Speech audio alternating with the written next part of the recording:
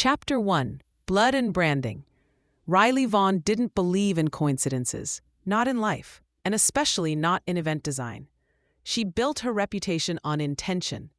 Every tablecloth crease, every lighting cue, every scent woven subtly into a ballroom's breeze. She orchestrated them like a symphony. So when she walked into the Wexley Hotel's grand ballroom that Friday night, she noticed the first red flag before she even cleared the entrance. Lavender peonies. Her signature flower combination, lavender peonies, dusty blue anemones, and black dahlias, stood proudly at the center of each table in matte black ceramic vases she'd helped custom design 2 years ago. Riley stopped mid-step, her heels perfectly aligned on the inlaid marble, the crystal flute in her hand trembling ever so slightly. No, not a coincidence, not a fluke. This was theft, dressed in florals. She moved further into the ballroom, each step slow and deliberate. Ghost chairs, the exact ones she had imported for the Lambert wedding last spring, were arranged in precise symmetry: velvet slate gray cushions, monogrammed menus with scalloped edges, and amber uplighting that transitioned to cool silvers around the dessert station. It wasn't similar, it was identical. Riley's breath went tight in her chest, not from panic, but from restraint. The kind that comes when someone has spent years being underestimated, being dismissed, being mimicked without credit. She took a measured sip of her blackberry champagne cocktail and scanned the room again. And then she saw it. At the bottom of the program card, in subtle serif font, Heart and Bloom Events. The heart twisted something low in her stomach. Brielle. Of course, Brielle Hart, her estranged cousin and personal PR nightmare in heels. They hadn't spoken in nearly 4 years.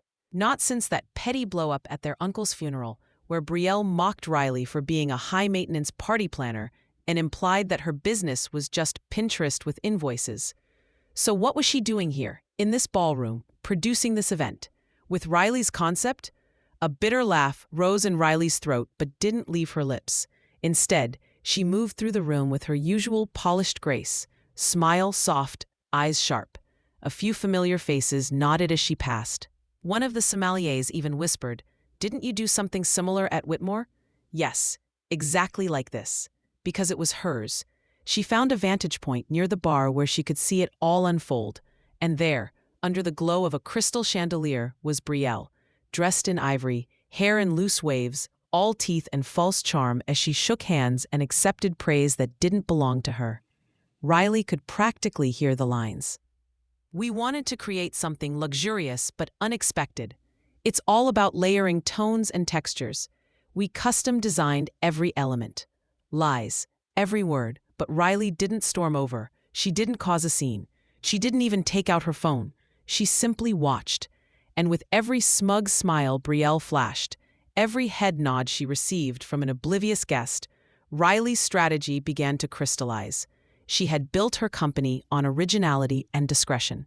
She had never needed the spotlight, but she was more than capable of burning it down if someone else tried to hijack it. Because if Brielle thought she could waltz into Riley's industry and build a career off borrowed ideas and family name-drop swagger, she had another thing coming. Riley turned back to the bar, set her drink down gently, and checked her watch. Brielle had no idea how many of Riley's friends were in that room. Vendors, clients, photographers. And they were already whispering. Chapter 2: A Family Resemblance. Riley and Brielle hadn't been close since high school. And even then, close was a stretch. They'd grown up orbiting the same Sunday dinners, the same awkward holiday gift exchanges, the same passive-aggressive remarks from Aunt Maureen about who looked more like Grandma June. But from the moment they hit their teens, it was clear they were nothing alike. Riley was quiet, methodical, and maddeningly precise. She'd been the kind of kid who organized her Halloween candy by flavor and rewrapped every Christmas gift she opened just to preserve the paper. She didn't scream for attention, she earned it. Brielle? Brielle was loud, glittery, always halfway to the next big thing. She wasn't just the center of attention, she demanded it. Talent shows, social media stunts, even family drama. If there was a spotlight, Brielle would crawl over broken glass to stand under it. The tension wasn't loud, not at first. It was subtle. a birthday card that didn't get signed, a side-eye at Thanksgiving when Riley got into her dream college and Brielle dropped out of her third side hustle that year, a snide comment after Riley launched her company. "Oh, so now you're a boss babe? That's cute." But the real break came 3 years ago. Riley had landed the Harrington wedding. $1 million budget, 600 guests, 3 nights of events across 2 cities. It was the kind of booking that didn't just change your revenue, it changed your standing. Riley's name hit the industry blogs. She was featured in a spread in Refined Weddings. Vendors started calling her instead of the other way around. Brielle never congratulated her. She did, however, show up at the family reunion that summer in a beige linen jumpsuit, flaunting an event consultant title and claiming she was about to blow up. When Riley casually asked what kind of events she planned, Brielle smiled sweetly and said, "The kind people actually want to go to." That was the last real conversation they had. After that, Riley avoided the holiday gatherings. She kept things professional, quiet, and insulated. She thought she'd put enough distance between them. But clearly, Brielle had been watching, studying, taking notes, waiting. And now, somehow, she'd gotten her hands on Riley's formula.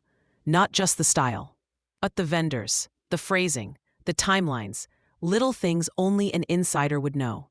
It wasn't just mimicry, it was a replica. Riley didn't believe in blood loyalty, not when it came to betrayal. Family didn't give you a free pass to steal. If anything, it made the wound sharper, more surgical, more personal. And Riley had learned long ago, if someone cuts you deep enough, you don't scream. You let them believe they got away with it. And then you take everything they care about, one client at a time.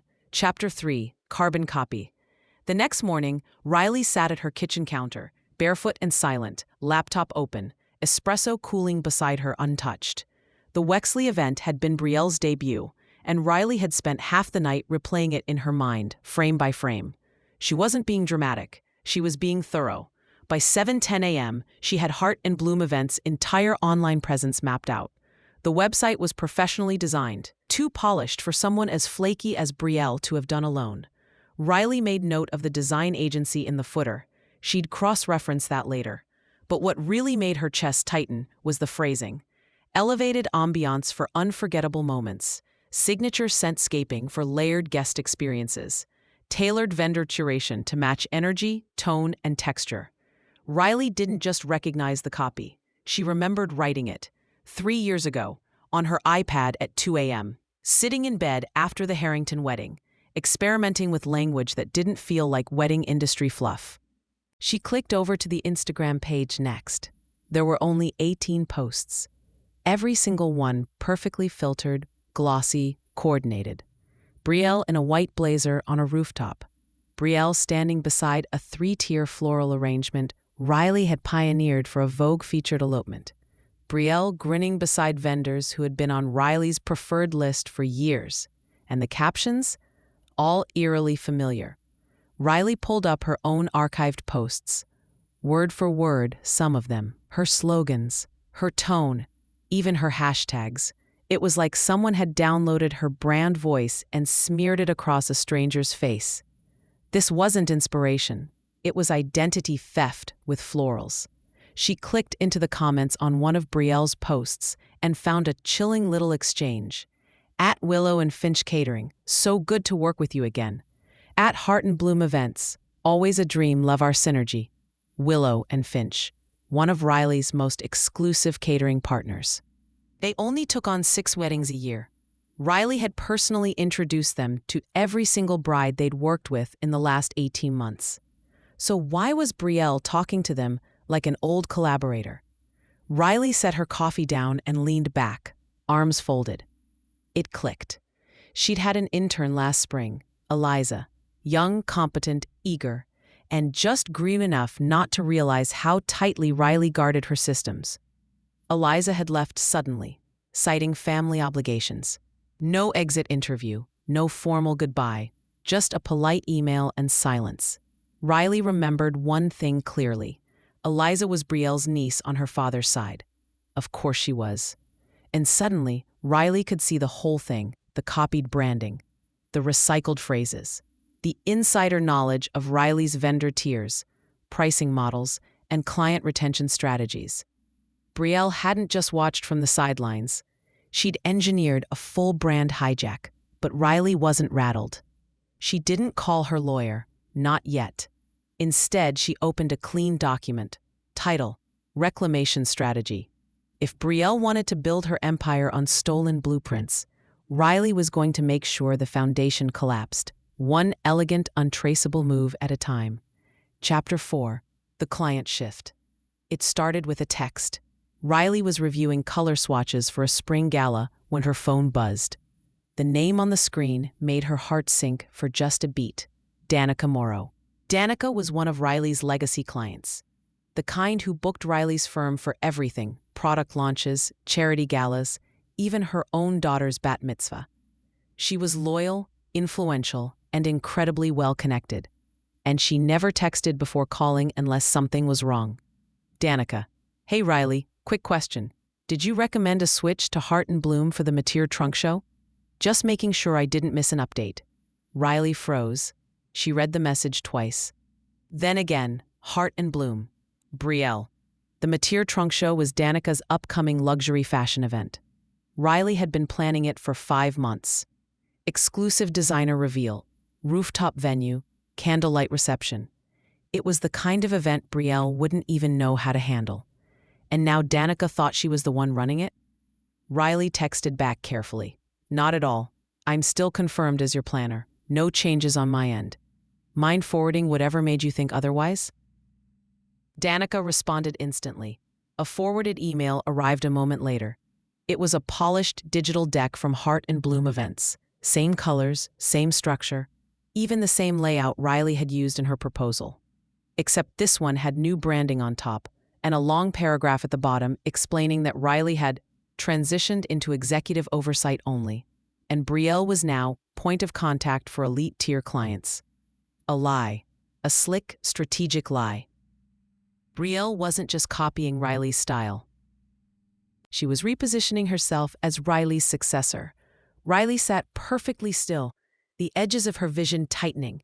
She felt it, the moment that rage and strategy collided and began to harden into something sharp. She called Danica. I want to be clear, Riley said, voice level. I'm still running your event. I haven't authorized anyone else to step in. You're my client, and no one speaks on my behalf. Danica sighed, embarrassed. I thought it was odd. Her name came up through my assistant. Said she was taking over high-volume clients as part of a partnership. I should have checked with you first. No harm done, Riley said, and meant it. But please forward everything, every attachment. I want to see exactly what she's sending out. Already on it. When the second email arrived, a sleek PDF with Riley's phrasing, layout, vendor lineup, and internal pricing tiers almost perfectly duplicated. Riley saved it to a folder on her desktop. Then she created a new one. Title: Heart and Bloom Collapse, Phase 1. She wasn't going to scream. She wasn't going to threaten. She wasn't even going to call a lawyer yet, because Brielle had just made a fatal mistake. She'd assumed Riley was going to play fair. Chapter 5: The Blueprint. Riley had always believed in documentation. Not just receipts and contracts, records, emails, call logs, meeting notes, internal vendor briefs. She ran her business like a clean room, traceable, trackable, airtight. So when she began to suspect that Brielle's theft wasn't just visual but operational, she didn't guess. She investigated. By Monday morning, Riley had compiled every Heart and Bloom post, website excerpt, and email sample into a growing document titled Evidence of IP Theft. Not for court, not yet. Just for her own satisfaction and strategy. It wasn't just the copy-paste branding anymore. It was Riley's systems. Brielle was using Riley's event templates, down to the way she grouped vendors by theme and aesthetic. The onboarding timeline Brielle had presented to Danica, it mirrored Riley's client journey doc, line for line. The floral invoicing structure, Riley's own, color-coded and tiered. Even the vendor welcome packet had Riley's phrasing and unique quote structure, just rebranded with a dusty pink header. No outsider could have pieced that together, but someone inside, someone with admin access. Riley pulled up her archived team Slack from the spring and found exactly what she feared. Eliza, the intern who left suddenly, had requested access to Riley's workflow archive for a research project. Riley hadn't thought twice. The girl had been reliable, eager, and family-adjacent. She'd given her a limited login. But the download logs told a different story. 14 folders, 217 files, all exported over the course of 3 days. And the final log? An export titled Master Blueprint Vaughn Events. Riley stared at it, jaw locked. That file had never even been called that internally, which meant Eliza had not only taken it, she'd named it herself. She clicked into the old access logs again, searching for the IP address.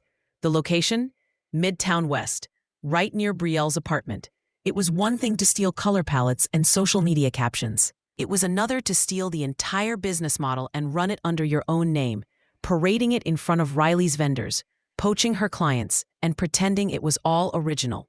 Riley didn't slam her laptop shut. She didn't curse. She simply reached for her phone. There were 3 people she needed to call. Her lead developer, to install a tracker in future digital decks. Her top-tier vendor contact, the one who could sway the others with a single conversation. And finally, someone she hadn't spoken to in months, Monica Carlisle, a luxury PR strategist with a reputation for destroying false brands in under 30 days. Because Riley wasn't going to just take her business back. She was going to strip Brielle of the illusion that she ever had one. Chapter 6. Ghost Booking. Brielle had no idea how easy she'd made it. Riley didn't need to shout or post warnings or make public accusations. All she needed was a private email address, a few burner domains, and the insider knowledge Brielle had stolen. Because if Brielle wanted to run her business on smoke and mirrors, Riley would give her smoke and a whole lot of missed deposits. It started small. A request came in to one of Brielle's preferred florists, someone Riley had worked with for years, someone who still owed her more favors than they'd probably admit. The inquiry was for an immersive candlelit proposal. With rare winter florals and rush delivery, big budget, high pressure, just enough to get anyone to prioritize it.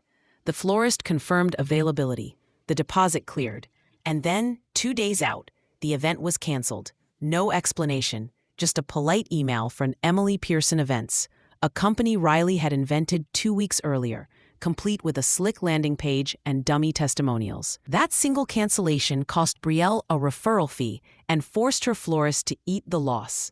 The next target was a string quartet Brielle had bragged about on Instagram. Riley sent them 3 separate inquiries, all for different fictional couples, all with highly specific needs, all tied to dates Brielle had publicly booked. The quartet confirmed, blocked the dates, declined 2 other inquiries, and then Riley canceled, again and again. By the 3rd time, a group politely declined to work with anyone affiliated with Heart and Bloom. A week later, a high-end lighting vendor pulled out of a luxury engagement party at the last minute, citing a pattern of unclear communication and misrepresented scopes. Riley hadn't contacted that vendor at all, but someone else had. Word was spreading, and it wasn't just vendors. Riley was playing the long game. She created an anonymous email address and joined the planning group chat for a bridal showcase Brielle had promoted heavily. The chat was filled with minor influencers and junior planners, just enough reach to stir buzz, just enough ego to repeat things without checking facts. Into that chat, Riley dropped a single message. Has anyone else noticed that Heart and Bloom's designs are identical to Vaughn Events' work from last year? I thought it was a rebrand at first. That was all it took. 24 hours later, Riley watched as someone posted a side-by-side comparison in their Instagram story. It got reshared 7 times. Riley never commented, never liked the posts, never even opened them from her main account. She just watched. Quiet, precise, surgical. Because every time Brielle confirmed a vendor or promoted a collaboration, Riley was 3 steps ahead, creating friction, confusion, and slow, creeping doubt. And soon, Brielle would start to feel it. Not all at once, but like a slow leak in a luxury yacht. 1 canceled vendor, 1 awkward conversation, 1 empty inbox. And when it finally sank in, Riley would be standing on the dock, dry, smiling, and holding the match. Chapter 7. Whisper Network. In the luxury event world, reputation wasn't managed. It was curated. You didn't need to smear someone publicly. You just needed the right people to pause when they said your name. And that was exactly what Riley set out to do. She didn't blast Brielle on social media. She didn't go to the press. That wasn't her style. Her style was a well-placed word, a raised eyebrow, a knowing sip of champagne during a casual industry brunch. It started with a private dinner. 6 women, 3 event designers, 2 venue managers, and a luxury stationery artist. All of them powerhouses. All of them either current collaborators or longtime supporters of Riley's work. She reserved the private dining room at a boutique wine bar and made sure the playlist was low and the lighting perfect.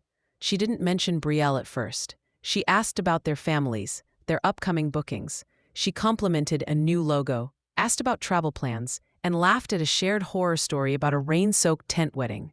And then, like a thread tugged loose at just the right moment, she said, "Has anyone worked with Heart and Bloom yet? I've been seeing their name around." The room shifted. One of the venue managers, Jocelyn, cleared her throat. "I had a meeting with them last week. Something about it felt off." "How so?" Riley asked, swirling her wine slowly. She mentioned a client list that sounded eerily familiar, then referenced a design board I saw on your mood boards last season. Riley didn't respond right away. She let the silence stretch just enough. Then she smiled, softly. "That's strange," another woman chimed in. "You know, now that you mention it, one of her proposals had almost the exact same vendor language I use. I thought maybe it was coincidence." But, Riley prompted. "She name-dropped you, said she'd been mentored by the best, and was now stepping out on her own." Riley raised her eyebrows slightly. "That's an interesting claim, especially since I haven't spoken to her in 4 years." The women around the table looked at each other. No one said it directly, but it hung in the air like static. Something wasn't right, and Riley didn't have to push it further. She didn't accuse, she didn't rant. She just let her silence be a mirror, and the women filled in the blanks. By the end of the night, Riley knew what would happen. One would text a colleague, another would pass a comment at the next venue walkthrough.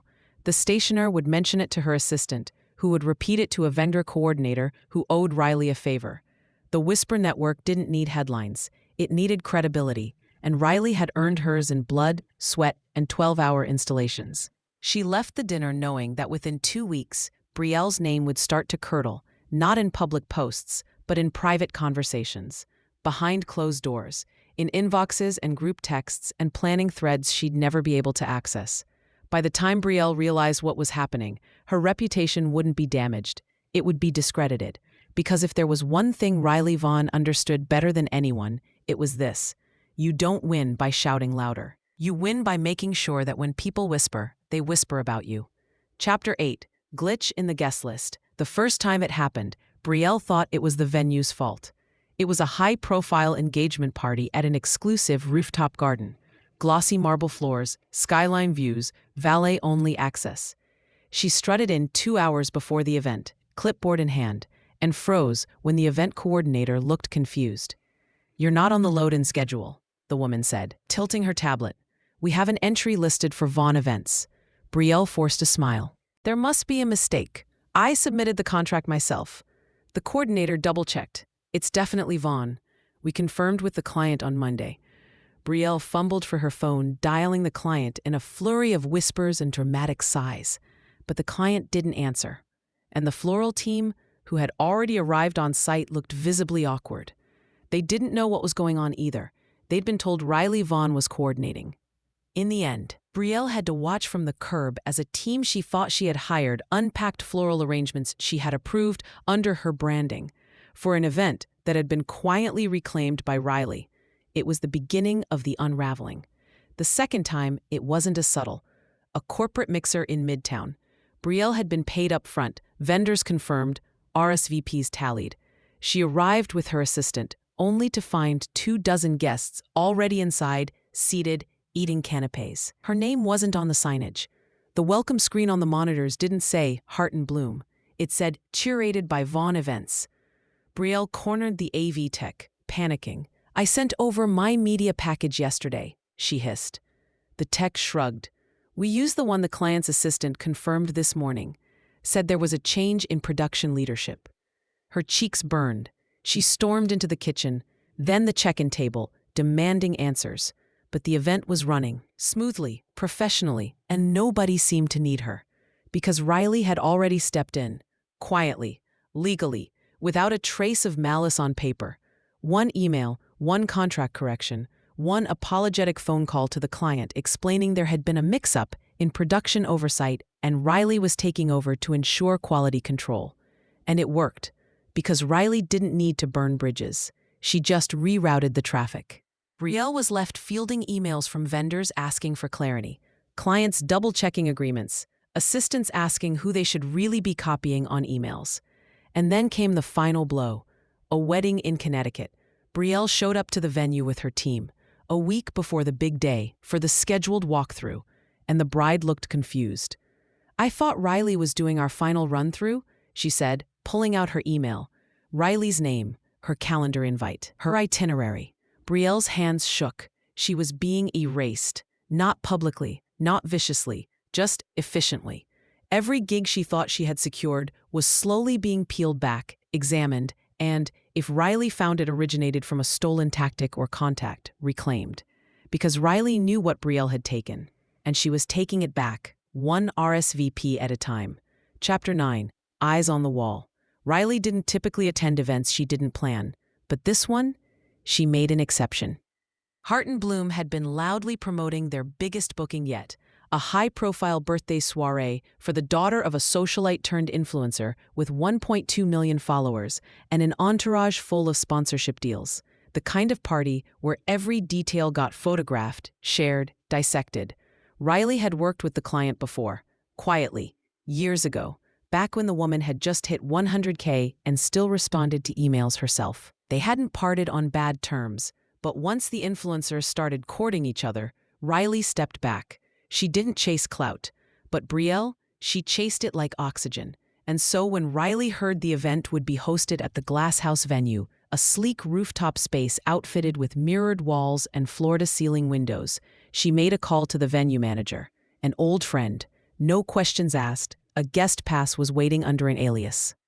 Riley arrived 15 minutes before doors opened. She blended in easily. Black silk, neutral makeup, heels just high enough. She wasn't there to network. She wasn't even there to spy. She was there to watch. From the moment guests started arriving, the cracks were obvious. First, the step and repeat was facing the wrong direction. Lighting was backlit, casting every influencer in unflattering shadow. Brielle's assistant scrambled to reposition it, knocking over 2 light panels in the process. Riley sipped her sparkling water from a far corner, observing. Next came the florals, or the lack of them. The featured tables had been promised cascading centerpieces. Instead, there were half-arranged bundles still sitting in boxes. A frantic intern was cutting stems at the bar with cocktail scissors. And then came the playlist. What was supposed to be a curated ambient loop glitched into a Spotify ad, twice, followed by 3 minutes of dead silence. The crowd grew restless. But the real disaster, the one no one could unsee, came during the projection montage. The lights dimmed. The mirrored walls lit up with soft gold accents. The screen behind the DJ booth flashed a message, a night to remember, produced by Heart and Bloom Events. And then it stuttered, hard. The screen flickered, glitched, then started playing an internal vendor coordination video, a Zoom screen share. Brielle's voice, unfiltered, filled the room. "I don't care what Riley did. Just copy it. She's not gonna find out unless someone snitches. And by then, we'll be too big to touch." Gasps. A few people laughed, awkwardly. But then came another clip. Vendor complaints. A florist venting about Brielle underpaying. A cake decorator arguing with a staff member over a broken display. Then a clip of Brielle off camera, muttering, "God, these people act like I'm the one doing the work. I just need the look, not the drama." The screen went black, then blue, then off. Silence, then whispers. So many whispers. Riley didn't smile. She didn't move. Because she hadn't hacked anything, hadn't touched a thing. She had simply waited.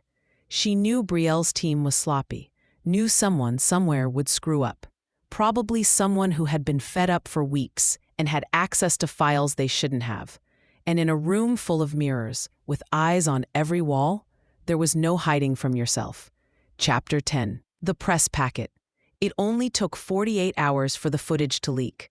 By Monday morning, the clips from the birthday party were on 2 wedding gossip forums, an event industry subreddit, and most deliciously, in the inboxes of 3 major luxury blog editors Riley had quietly built relationships with over the years. She hadn't sent the video. She didn't have to. Someone inside Brielle's own team had packaged it up and slipped it to the right inboxes, along with a little context and a pointed subject line. When your original vision isn't yours, heart and bloom behind the scenes. But Riley had done her part. She'd prepared the terrain. Long before the video dropped, she had been building a folder, clean, organized, deadly. A curated packet that included side-by-side images of her original events and Brielle's copycat versions, timestamp documents showing her ownership of design concepts, internal screenshots of stolen phrasing, email layouts and mood board structures, vendor testimonials, anonymous but verified, describing strange pitch meetings with Hart and Bloom, a time-stamped calendar entry from her intern, Eliza's departure, and a simple statement, unsigned, labeled Intellectual Theft Timeline. Compiled by industry peer, there were no direct accusations, no call-outs, just facts. When Riley's contact at The Veil, a high-end digital magazine known for its behind-the-scenes exposés, responded with a single sentence, "We're running this. Thanks for the clarity." Riley closed the laptop and walked away. She didn't need credit. She just needed confirmation. By midweek, the story had gone live. The mirage of Hart and Bloom, smoke, mirrors, and stolen moments. It was damning, but elegant. No tabloid drama. Just sharp language and undeniable visuals. The article never used Riley's name, but everyone in the industry knew. They saw the dates, the timelines, the photos. They saw the patterns. Vendors started quietly distancing themselves. Emails went unanswered. Contracts were renegotiated. A feature in Wedded Luxe that Brielle had been teasing for weeks was abruptly canceled, replaced with a Vaughn Events spotlight instead. And when Brielle finally logged on to post a denial video, flanked by white roses and faux humility, the comments weren't forgiving. "Why does your vision board look exactly like this Vaughn wedding from 2022? Didn't your team say you created the signature scentscaping? So, we just not going to talk about the Zoom audio." Brielle had made the classic mistake. She thought branding could replace credibility, but Riley hadn't built her business on pretty fonts and Instagram filters. She'd built it on precision, on loyalty, on integrity. And now, the very platform Brielle had used to inflate herself was being used to shatter her image. Riley watched it all unfold without lifting a finger. Because when you control the narrative, you don't shout over the noise. You write the script. Chapter 11. VIP Fallout. By Friday, the damage was no longer digital. 2 of Hart and Bloom's highest-paying clients canceled within 24 hours of each other. The first was a tech CEO's fiancé, someone Brielle had been bragging about for weeks. Riley heard about it from a vendor friend. Apparently, the bride-to-be had read the article, watched the Zoom glitch clip, and pulled the plug immediately. She said she didn't trust anyone who needed to fake experience to that level, the florist confided. Called it embarrassing, said it felt like inviting a wedding crasher to her own ceremony. The second was even worse. A legacy fashion house, one of the oldest couture brands in the country, had booked Brielle for a 75th anniversary gala. It was meant to be her first international event, complete with a spread in Elysian Quarterly, a true breakthrough. But that morning, they issued a formal statement, not through email, not over the phone, but via a press release on their official website. After careful review, we have chosen to terminate our relationship with Hart and Bloom Events. Integrity, originality, and discretion are non-negotiable values in our brand partnerships. Riley didn't cheer. She didn't pop champagne. She simply adjusted the call time for her next consultation and filed the press release into a folder titled Brielle Exit Trail. It wasn't over, but the spiral had started. Brielle posted a shaky Instagram live later that afternoon. Her hair wasn't done. Her lighting was poor. She looked rattled, tired, raw in a way Riley had never seen her. I don't know why people are so eager to tear down a woman trying to build something," Brielle began. her voice shaky. Comments flooded in, split between supporters and skeptics. Riley didn't watch the full thing, because even now, Brielle didn't get it. She wasn't being punished for being ambitious. She was being held accountable for stealing someone else's ambition and trying to pass it off as her own. The whispers had grown into conversations. The screenshots had grown into headlines. The clients had grown into ex-clients. And Riley? She was still quiet, still calm, still rising. Because in this industry, word of mouth was everything. And now, Riley's name was being spoken with admiration, respect, even fear. She wasn't chasing clients anymore. They were calling her. Chapter 12, Final Cut. Riley waited until the dust had settled. Not completely, just enough. Enough for the blogs to cool down, for the industry group chats to shift to the next scandal, for Brielle's last frantic attempt at reputation damage control to fall flat. And then she dropped the video. It wasn't loud. It wasn't angry. It was elegant.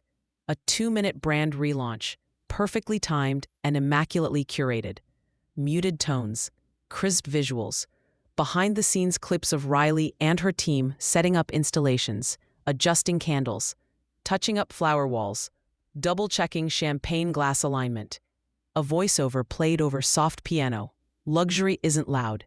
It's not the trendiest or the flashiest. It's trust, it's originality, it's earned. At Vaughn events, we don't chase the spotlight. We design the moments that deserve it. Then came the proof. Quick flashes of early notebooks, old mood boards, archived footage from weddings that predated Brielle's company entirely. Timestamps, screenshots of Riley's original phrases, with creation dates, a framed certificate of copyright for her logo design. Testimonials from real clients, some of whom were now publicly posting about their experience, unprompted. And finally, one last frame. Before they copied the look, there was the blueprint. She didn't say Brielle's name. She didn't need to. By the end of the day, the video had 60,000 views on Instagram, 25,000 on her site, and had been reposted by 3 major industry accounts. And more importantly, the DMs started rolling in. Just watched. Absolutely stunning. Can we book a consult? We're leaving our current planner. This is the classiest takedown I've ever seen. Brielle's silence said it all.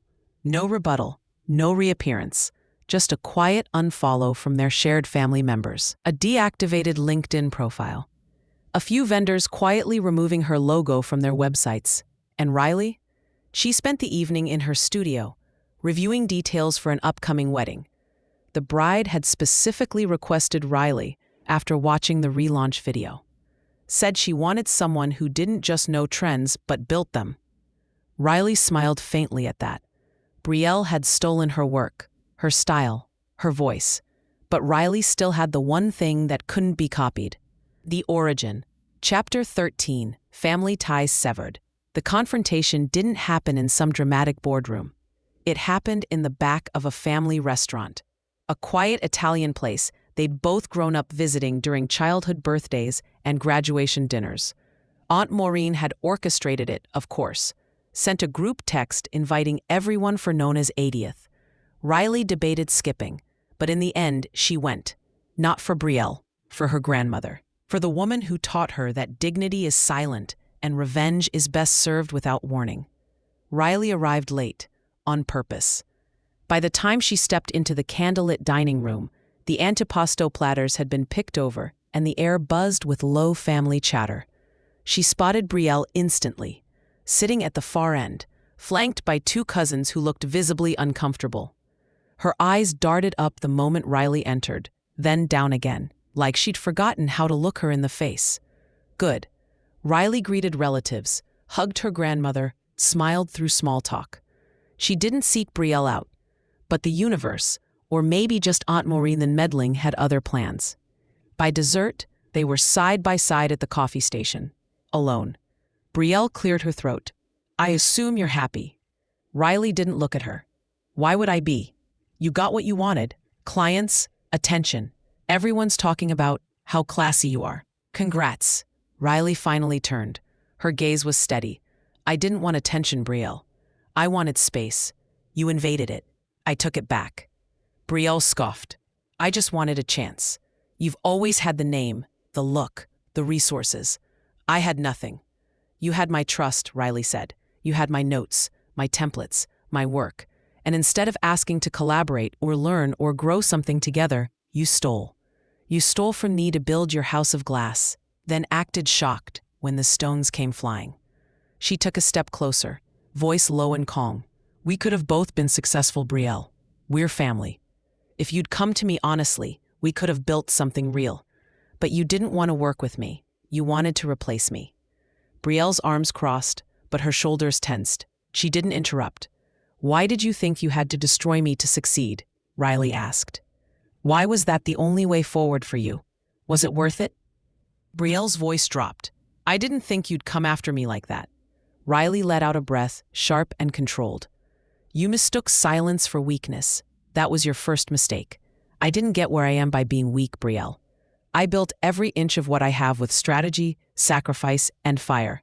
And I will fight for my future, for what I created, regardless of who comes for it. She leaned in, her tone now glacial.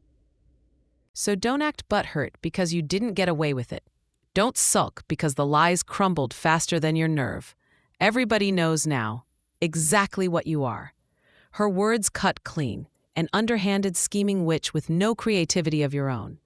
A grasping pretender who glories in the downfall of others because you don't know how to build anything of value on your own. That's not ambition, that's desperation, and the industry sees it now. Brielle's face went pale, her mouth opened, but no sound came out. Riley picked up her espresso and turned to leave. Riley, Brielle called softly. She paused. Do you think anyone will ever trust me again? Riley didn't smile. She didn't even turn around. She simply said, I think people remember who they learned to stop trusting. And then she walked away, leaving Brielle in a room full of family, with no one left to stand beside her. Chapter 14, Event of the Year. The booking came in quietly. No fanfare, no press release. Just a discreet email from the executive assistant of Livia Constantine, a billionaire heiress and the most elusive name in luxury society. Her events were whispered about, not posted. Her preferences were legendary. No influencers, no hashtags, no surprises. Only the best. Riley read the email twice, then once more for good measure. A 3-day wedding. Florence. All expenses covered. Creative freedom. The bride's only request. Please don't hire anyone who's ever worked for Heart and Bloom. Riley smiled to herself. The irony wasn't lost on her. For months, Brielle had tried to make a name for herself by stealing Riley's clients, her aesthetic, her words. And now, Riley wasn't just reclaiming her place. She was being personally requested by the most exclusive client on the continent, with Brielle's name listed as a disqualification. Planning began immediately. Riley's team worked with a private villa outside Florence, imported antique chandeliers from Provence, commissioned live sketches for each guest in lieu of favors. The menus were handwritten on handmade paper sealed with wax. Every course paired with a story, a vineyard, a season. The event was flawless, but more importantly, it was hers. Every last detail bore her fingerprints. The final evening, during a candlelit dinner beneath an olive tree canopy. A guest leaned in and whispered, I heard someone tried to copy you. Riley didn't flinch. They did. And they couldn't keep up with the original. The guest smiled. No, I suppose they couldn't. Later that night, as Riley walked the grounds to check on the fire pits and the midnight espresso cart, she took a moment to look up at the stars. For the first time in months, the tension in her chest had fully dissolved. Brielle's name hadn't crossed her mind in weeks. Because this was the difference. Brielle had chased appearances. Riley built legacies. Epilogue, no RSVP needed. 3 months later, Riley was walking out of a brand strategy meeting when her phone buzzed with a text from her florist. You're not going to believe who just emailed me. Attached was a screenshot from briellehart@gmail.com. Subject, vendor inquiry. Message, Hi, I'm planning a small private event and looking for vendors open to short notice bookings. Would love your rates and availability. Riley stared at it for a long moment. No logo, no assistant, no CC'd team. Just a woman with a Gmail address and nowhere else to go. She didn't respond. She didn't laugh. She didn't need to, because by then, everyone had moved on. Vaughn Events was booked into next year. Riley's speaking engagement at a luxury design conference had sold out in under 48 hours. A podcast episode titled Copycats and Comebacks, featuring her behind-the-scenes philosophy, had quietly gone viral among industry insiders. And Brielle? She was a cautionary tale, a name mentioned in low tones, a ghost of a brand that had never really existed in the first place. Riley had reclaimed her voice, her clients, her power, and never once needed to raise it. She walked back to her office, past her team reviewing fabric samples and sketching layouts for a winter gala in Prague. Someone asked if she wanted to approve the invitation draft. She smiled. Already done. No need to wait for permission. No need for permission. No need for apologies. And definitely no RSVP needed, because when the blueprint is yours, you don't ask to be included. You own the room. Thanks so much for watching. If you love a good revenge story, or if you've ever dreamed of getting the last word without saying much at all, you're in the right place. Be sure to like this video, subscribe to the channel, and turn on notifications so you never miss a new savage ending. Because around here, karma always hits different.